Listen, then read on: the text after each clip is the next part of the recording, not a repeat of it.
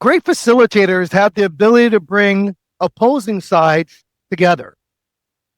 Well, we need to understand that there are objectives and goals that each side has. A great facilitator helps them to meet, understand that they have shared objectives, shared goals, and ultimately a great facilitator makes sure that each side hears each other because we all ultimately want to win. I'm going to welcome you to another great, exciting conversation. We're going to dive into the world of someone who serves as a lead liaison facilitator between her organization and their partners, working closely with cross-functional teams to strengthen existing relationships, identifying new partnerships, and negotiating mutually beneficial agreements. Strengths not only lie with her vision, her ability to graft and strengthen relationships, but also with her communication and negotiating skills. They are vital in helping to drive revenue, expand the company's depth and reach. Today, we're thrilled to have Jane Ashworth, the Director of Global Strategic Channel Alliances at Lenovo. She's going to be here to share some of her background, her experience, and what drives the channel relationships. Jane, welcome to the program. How are you today? Thank you so much. I'm really excited to be here. Thanks for inviting me. Well, we're thrilled to have you on. As you can tell, one half of us is not here today. My twin has not been able to join us, but that's okay. That just means there's more time with me and our incredible guests. Jane, we know that partnerships and alliances play a critical role at Lenovo and your success globally. But before we get to specific details of your role, what gets you excited about what you do, tell us a little about your leadership journey and what led you to Lenovo, specifically in this field of work. Oh, well, it has been a bit of a journey actually over many years. And I think getting into leadership to start with started for me at my time in Sony. I worked at Sony for about 13 years in consumer electronics, and it took somebody to kind of notice me to understand that in front of the customer, I was able to articulate and communicate really effectively with them. And I was in product in those days. And because of that, that one person noticed that skill and says, how do you fancy coming into sales? And I said, oh, okay, well, I've not thought about that before, but you know what? I'd really like to give it a go. And I'd like to be able to kind of move horizontally and kind of like figure out what other skills I have. And that was my first role in leadership, leading a team of salespeople in the consumer electronics field. And I had a fantastic kind of 5 years doing that with a team of about kind of 5 at the time. So a relatively small team, but quite large revenue from a UK point of view, which is where I started my kind of leadership career. Now, I mean, I progressed then, I moved into more of a kind of geo role and very strategic again at Sony. But then I thought, you know what? I'd really like to understand the technology, the IT kind of market a little bit better. And that's when I moved to a small brand, again, that you might know, HP. And I led the commercial channel in the UK for HP. And that over time led me to Lenovo. And I think the thing is that all happened over quite some time, it's 20 years. So this is not a short journey. This is about kind of the learnings that you take, the way that you reflect on those learnings, like self-reflection, the horizontal experiences that you're having, because all of that then means that you're far more mature in your perspectives and then develops you as a leader. And, you know, and that makes you the person that you are today. I think that's awesome, Jane. And what I really appreciate, first of all, being able to say that I was recognized. Someone saw my work, someone saw how I Yeah. carried myself, how professional I was, and that there was some intrinsic value or skill set that I had that they said, look, we identify something in you, we need to bring this out. And that's really part of great leadership. It's not just what is given to you, it's about bringing the best out of the people that you serve. So we may come back to that. But what I also want to say is I love how you said I was essentially able to clearly articulate our value. And Yeah. to me, that is something that's so often missed in our sector. is having the ability to communicate who you are, what you do, and why people need to hear from you or why they need Yeah. something from you. And I'm glad Yeah. that you pointed those things out. So talk Mm. about your role now at Lenovo. What is it you love about your role? What excites you about your role in bringing together this dynamic, well, I don't know how you want to call it. You're forging these relationships with these partnerships, but you also have internal teams that you got to make sure they're on the same line. So what excites you most about your role? Oh, it's so exciting. This is one of the most exciting roles I have ever done in my career. And here's the reason why. It's because I have to, with my team, understand everything that is going on at Lenovo holistically. I have to understand the technologies. I have to understand the segmentation. I have to understand our customers. And then I have to understand our alliance partners' strategy and customer and priorities. And then I have to take all of that and I have to understand, okay, so how do we work out how to translate all of that into a joint partner value proposition? How do we do that, right? And then once we develop that, we then develop a go-to-market channel model with them. And that takes a lot of listening, a lot of orchestrating. I mean, you can imagine, right, the matrix which we're dealing with and liaising with and the stakeholders that are involved in that process is incredible. But the more we do that and the more we align with those stakeholders, the more successful we are, right? And because that goes from top to bottom, so everything from like worldwide right down to local execution, because that's the key. If it can't translate from top to bottom to coalface sales, and those people on the sales floor with the customers executing, then we don't win together. Yeah. So it's a really difficult world to navigate and orchestrate, and we are the orchestrators, I would say. But it's just one of the most incredible roles I've ever done, and I'm meeting so many different people, personalities, experts in their field, and every day I am learning. And that's what I love about this as well. You learn something different. You think, how can I create that? How can I resolve this? What's the solution to it? And you're trying to figure out how you can orchestrate that and collaborate with all these different members to find the winning formula for our customers at the end of the day. Yeah, that makes a lot of sense, Jane. And let me throw out some things that you shared. And before I do that, if you're listening to the program and you love what you're hearing and you can appreciate these incredible leaders that come on our show, make sure you subscribe, you download it, and you are sharing this information with others. What Jane said has been amazing. She's talked about having a joint value partner proposition, collaboration, listening skills. Oh my God, that if we only listen, I can tell you how many more deals would get done. If we would only listen, how many more conflicts can be avoided. If we would only listen, we'd be able to accelerate and be able to multiply our efforts to growing our partner programs.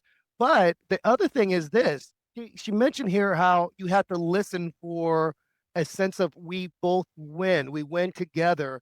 But there are a lot of other companies out there, Jane. You may hear this through the space. I'm sure you do all the time that they're married to their program. Oh, we built this up this way. You got to get this many points. This is how you're going to win with us. And the reality is that you're not winning with that type of model. You can't be so married to your system that you don't understand what's in it for them. Why would they want to continue to strengthen their relationship with you? And that's what you've done. You probably said something interesting. You said we are, in a sense, like the orchestra conductor. Now, many people don't understand what the conductor's role is. There's just super talented leaders. There are people out there that are professionals. I'm the best violinist. I'm the best trumpetist. I'm the best whatever. But the reality is the orchestra conductor helps to make sure that music that's played to the best of the ability of each of the individual components sounds beautiful to the ears of the consumers. That's what you do, Jane. You're so modest with your role, but I do appreciate you saying that. That's fascinating. In transitioning here, I want to ask you about how AI has impacted your role specifically and what you're doing to shape the channel and the partnership Yeah, relationships, because AI is changing at such a rapid pace yeah. that with these technology advancements, I've got to imagine how you build the partner programs, how you communicate that has changed over the years, right? Absolutely. I mean, look, my role puts me at the forefront of many of these incredible alliance partners that are with Lenovo in partnership spearheading AI, right? You know, we're names like you'll recognize, right? NVIDIA, Intel, AMD, Qualcomm, you know, all of these brands, Microsoft. And I am very, very fortunate to be working with these incredible organizations to spearhead AI you know, through our indirect channel, and ultimately to support our customers in ensuring they get the outcomes they require. So that's the first thing to say, is that, you know, I'm very privileged to be part of that and that conversation. And that comes about in examples like, you know, working on solution-based vertical outcomes with them, AI based, whether it's edge AI, you know, Gen AI based. You know, this has been evolving very, very quickly over the last 12 months, even. So we have to be fast paced. We always have to be on top of things. But I think the one thing to say is that we have to understand the customer needs. And so I very, you know, again, going back to the last question, it's really exciting being in that dynamic environment and working with AI as a technology and a concept to translate customer outcomes. That's the first thing. I think the second thing is, when it comes to the value that we add with our partnerships, and AI is more and more important. Examples such as, you know, the ability to grab huge amounts of data to understand our customers better, right? And to ensure that we are delivering focused campaigns, focused training, focused outcomes. You know, that's becoming more and more prevalent in the work that we do. So I would say it's like twofold. First of all, it's actually being at the coalface with the technology and the partners in the first instance. And then it's the usage of it in what we're doing and what we're delivering to our end customers. So, and yeah, I mean, that is just evolving, you know, constantly at a rapid pace. That makes a lot of sense. And let's put this out there. You've got to be evolving, keeping ahead of the curve in order to be able to meet those demands, meet those Yeah. needs. But there's something you alluded to earlier, and I want to talk about some components to building a successful partner program. And one of Mm. those involves this thing called trust. And when we were at the conference, we talked about being go-givers, you know, what's in it for them versus what's in it for you. But trust is so vital to Yeah. building great partnerships, because for me, once trust is broken, and trust could just take a moment like that. Mm. It could be a let's say strategic channel manager that just had a bad day and they're not on Mm. top of taking care of a partner, and that trust is Mm. broken. It could be a promise that was made and you've not delivered, or somehow you've got an initiative, we're going to change the program. It's no longer going to be in it for, you know, in their benefit. And so Mm. can you talk about how post-pandemic, what Lenovo is doing to continue to build that trust? You talked about listening skills and trying to understand what makes them feel like they can win, but you've taken a unique approach to gathering data, to gathering feedback. Talk about how you're building that trust with your partners. Mm. Well, the way that we build trust is through transparency. And transparency is the key to everything. Transparency builds out those strategic value propositions that we were talking about earlier. And then trust is then delivered through that, through the transparency that built the value proposition and then the delivery of the value proposition. And I think, you know what, it's so important that we're talking about communication. Communication is key to this. You know, it's about regular communication. It's about direct communication. And that might not be good news sometimes, right? And that's always hard as a salesperson. That's always hard to deliver, right? But that that is really important, Yeah. that there's good news as well as bad news. Right. There's compromise that has to happen, right? And it's delivering those difficult messages, but that then builds the trust, right? It does. Because that customer, that partner understands that, okay, well, I know that I'm going to get the truth from Jane. Okay, it might not always be what I want to hear, but I know that when Jane talks to me, I believe her, I trust her, and this is going to turn out as a win-win for both of us in the end. Yeah, I love that, Jane. And I'm so glad you brought that up because when you think about the ability to build trust, it does come from consistency. It Mm, comes from when you say something, you do something. When mm, you see it as a part of the channel partner program, it's in the channel partner program. These are mm, things that are vital. And I love how you said that it's important to also look at communication. You've got to be mm. clear in what you say. You've got to be able to say what you mean what you Yeah. say. And even when it means delivering news that may not always be the best news at the time, you're Mm, not going to hold back or sugarcoat it. And to me, mm, that's the best partnerships you have because we don't have the time to mm. waste. We don't have the time to play around and say, well, I wonder how Jane really feels about me. No, you got to know exactly how we feel. We got to know exactly how this works. The program helps us Yeah. to win. But one of the other things that came up is something that I think about in terms of training our partners, training them, Mm. educating them on how they win within our system, within our program. Can you talk briefly about what you're doing on the educational side of it? How are you helping to train your partners so that they find success? Oh, in many different ways, actually. So we work on education sessions. So we pull in various different stakeholders and from our business groups, actually. So again, it is coming back to that orchestrator. So we understand what we're trying to do. What's the vision? Okay. And then we talk about, okay, so what are the building blocks to get to that vision? And then we take the building blocks and we try to understand, okay, so what is the education that all of us need to have within that building block? And then we pull in the right kind of experts. We have the right level of conversation with the technologists, it may be, or it could be the go-to-market experts. I know you've spoken to our wonderful Jeff Taylor, about Lenovo 360 as an example.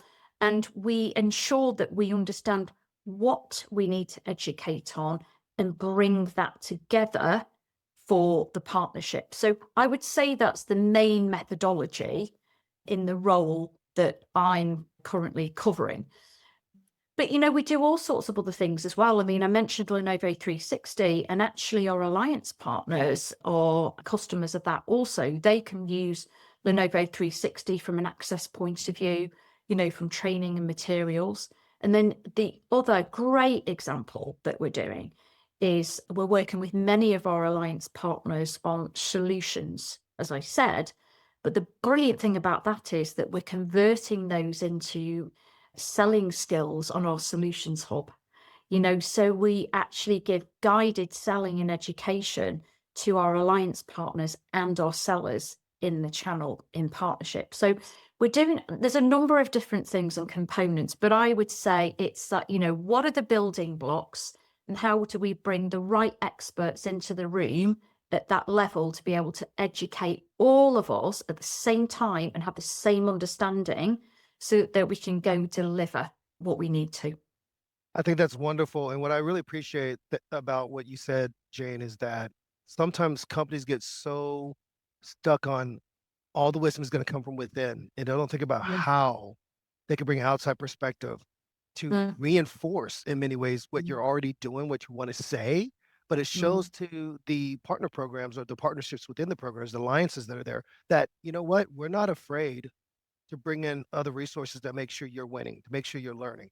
And I do Yeah. appreciate you're doing that. And I know for my twin and I, we've been invited to come to some of their road shows, et cetera. So I do Mm, appreciate you at least mm, looking from that perspective. I want to really hone in on one of your other strengths. You talked about how in the early days you had a small team, but you were really winning. You guys were just like rock stars. You're cranking it out. And it really gives me some insight into who you are, Jane, is that you are at least at one of your strengths is you have a unique ability to bring about great teams, to bring the best out of people that you're working with. How can leaders build successful teams? Because we know at the end of the day, it's not just the numbers. People are more productive when they feel value, when they feel heard, when they feel like what they have to say matters to Jane, right? So how can leaders who are in those roles, who are, let's say, strategic channel managers, directors, how can they learn to build cohesive teams that bring the best out of Yeah. their people? Yeah. Oh, I love this subject. I mean, look, it is about the numbers at the end of the day, isn't it, in sales? However, my belief is that's only as strong as the team, right? So the team has to be strong. The team has to be working together collaboratively. And here's my recipe. Create the vision, build the journey to the vision together so that every member of that team feels that they have had a part to play in that. And importantly, they then know what they deliver within the plan and what they're responsible for and why. And then regular communication, as we said, transparency, that's key. The other thing I would say is that there's a couple of kind of key let's call them competencies that I look out for as well. Firstly, understanding bias. You know, am I doing it this way because I think this is the right way to do it and I'm kind of cloning myself to a way of doing it? Is this really what I should be doing? So it's that kind of self-reflection. And then the other thing is, what about allyship here? So if one of my team members is having a hard time, if one of my team members is being challenged with something that I know is the right thing to do because that's the direction to our vision, then let's be a really good ally for other members of the team as well. Because actually, without that component, I'm not going to succeed. We have to do this together. So that's my kind of winning recipe because, oh, one last thing, very important is diversity of voice.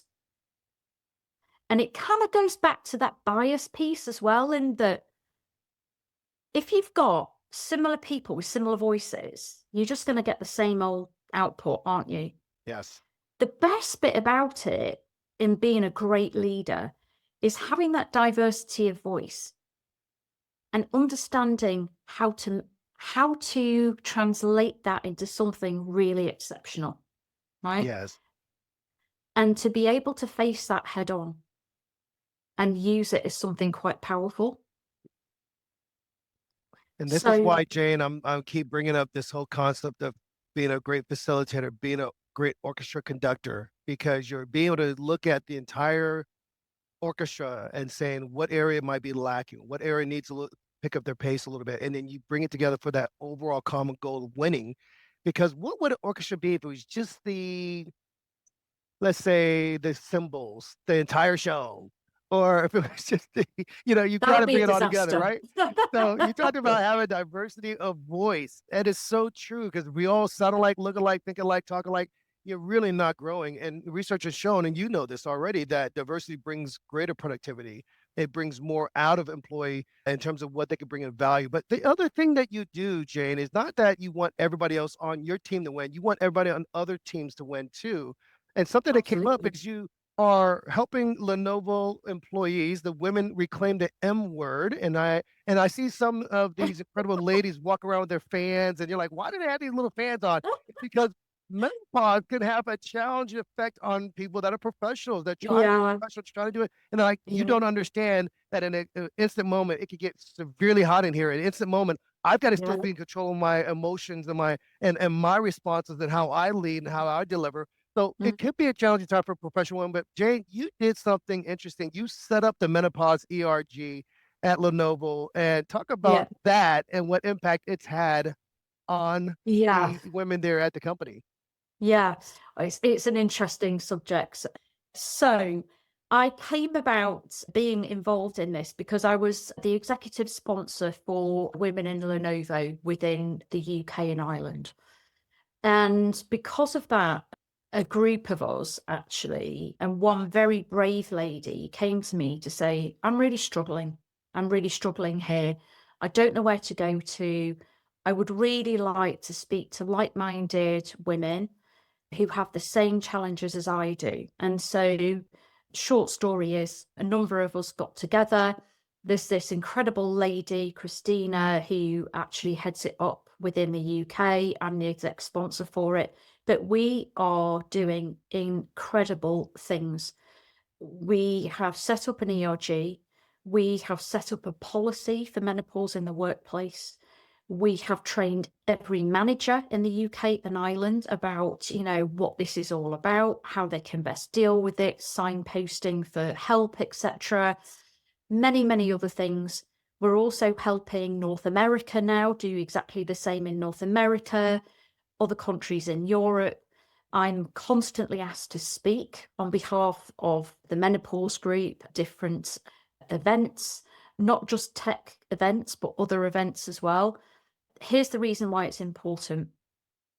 Because we know that in many industries, particularly in IT, the gender diversity is not what it should be.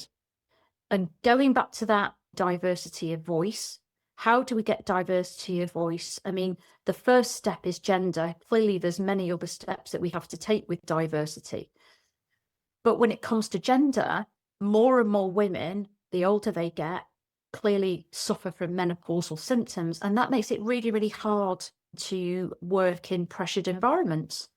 So the more we can do to contribute to a better working environment and policies for those ladies, hopefully that can make a difference to the percentage of females in executive positions. So one of my passions, every day we make a difference as a group to someone out there. And the most wonderful thing about it is that people come back to us and say to us, thank you, you've made a difference. Here's what I've done. I feel remarkably different, and so do my family. And you know what?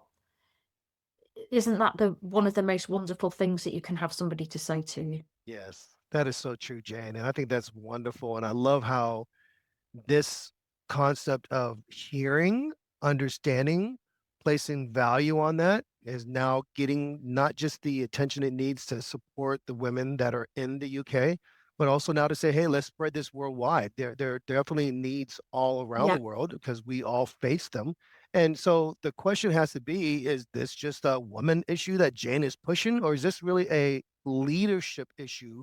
Because from the top down, we've got to support this. yeah, We know already there's not enough representation. There's not enough women yeah, in leadership in C-suite yeah, influential roles. So yeah, how can leaders that are in those positions of influence say, I can become an ally? How can I support this? And for yeah, me, it's just one recognizing, hey, there are needs, there are questions that are out there that we've got to hear and answer to. But are there yeah. any other thoughts to how organizational leaders can not only diversify voice and thought, but also say, hey, Mm, we're going to champion this as well? mm. Yeah, I mean, there's a couple of things that I always say. First of all, is that every male leader that's out there is be a sponsor. Look around, look at the talent, you know who they are, you do your annual talent reviews, you understand who they are. Work out who you can be a sponsor for. Be a cheerleader. Help them. You have so many privileges that you probably don't even realize. Okay. And that's a very powerful tool. Okay. So be a sponsor, make that happen. And then the other thing is for senior leaders is sometimes change has to be forced, doesn't it? Yes, that's true. Diversity, particularly gender diversity, if you look across the IT industry, isn't progressing at a fast enough pace.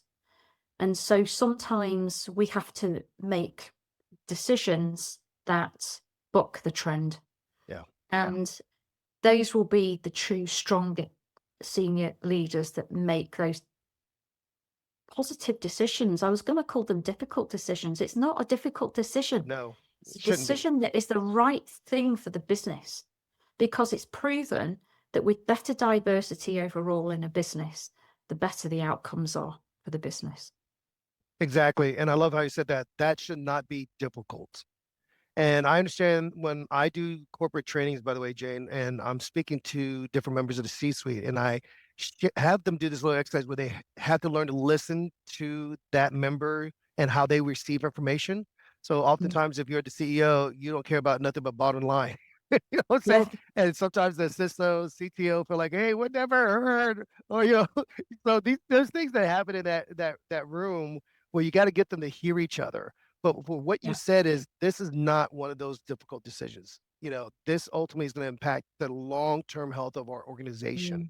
But looking short-term, let's look long-term. And I appreciate you doing that. I've got to ask you, I know you're across the pond there. What are you doing for the holiday? What do you do when you try to make sure that Jane is refreshed? You've recharged your batteries. You're getting ready to take on a new year, new programs, new partnerships. Because yes, how do we handle and make sure that all of our strategic partnerships are happy? Yes, we know that Microsoft, they think they're the ones that need to hear all the VMware wants to hear all the important news. Red Hat Yeah. wants to hear all the important news. There's so many different things, but how does Jay just say, let me push pause, let me go on my vacation, let me go on my holiday, let me come back and make sure I'm restored? What do you do to make sure you are on top of your game?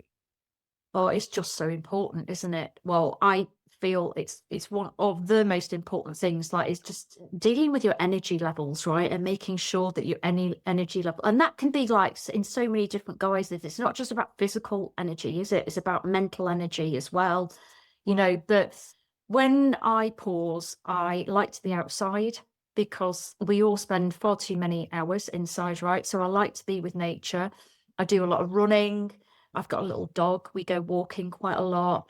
And I find that this is like a time of reflection. That it's like thinking time, and you're outdoors and you're exercising. That's one of my favorite things to do. And then I will be doing a lot of catching up with family and friends, socializing. I love to cook.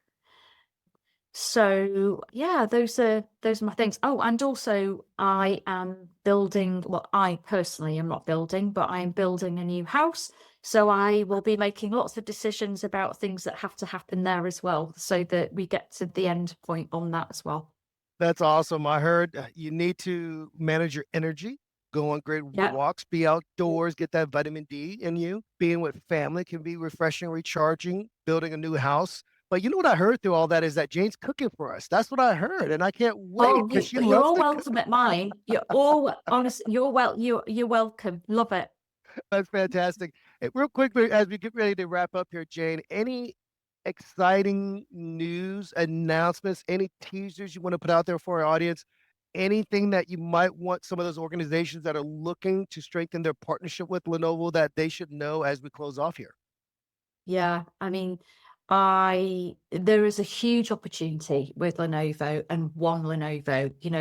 The unique piece about Lenovo and the part of the business that I work in is that, we're talking about pockets of cloud, right? And we are the only technology partner out there and vendor that is able to do that. And in the role that I have and the outcomes that my team deliver, we're able to take all of those partners' messaging and ensure that everything is delivered as an outcome across the board, technology wise, in a very programmatic way, which has been developed with our channel. So I think it's a very unique model where both partnerships can win. That's fantastic. I love that. The primary responsibilities of a great facilitator is to make sure that sides are being heard. The great responsibilities of a conductor is to unify performers, set the tempo, execute clear preparations, and I would say rhythm of the sound. Listen critically, even as the performance is going on, to shape the sound of the performance, to make sure that the interpretation of what's being played is being received in the best way by the audience. That's what Jane does. Strategic alliances create a unique energy, synergy, a sound that not only benefits the organization, but the partners that are part of that organization. This is what Lenovo does with their partner ecosystem. We look forward to hearing how Lenovo grows this, how things change in the upcoming year. I want to thank Jane for joining us today, for sharing her thoughts, her passion, her energy. Her smile can be felt through this conversation. This is what she loves doing. This is what they're about. Follow her on LinkedIn. Go to Lenovo.com. Find out more about this partner program and how you can win with Lenovo. Thank you, Jane, for joining us. We do appreciate you so much. It's a pleasure. Thank you.